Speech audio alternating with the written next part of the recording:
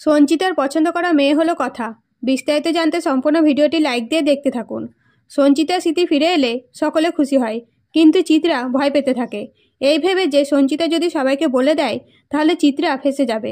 তা সঞ্চিতা যে সবার সামনে বলতে যায়, সেদিন চিত্রা যেতে বলেছিল, তখনই চিত্রা সঞ্চিতাকে থামিয়ে দিয়ে অগ্নিকে বলে সঞ্চিতাকে রুমে নিয়ে যেতে। তখন কথা চিত্রার ব্যবহার দেখে স্পষ্টভাবে বুঝতে পারে এসবের পেছনে চিত্রা আছে। এইদিকে ফুলদা গড়ালে এসে কথার সাথে দেখা করে বলে যে আমি মেলাতে স্টল বসিয়েছিলাম আর সঞ্চিতা ভালো পিঠে বানাতে পারতো, তাই ওকে ডেকেছিলাম।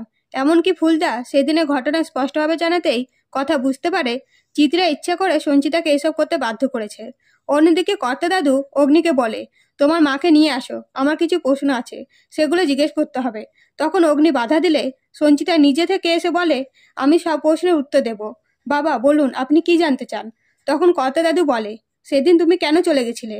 তৎক্ষণাৎ কথা এসে বলে সব কিছু আর সামনে আসবে।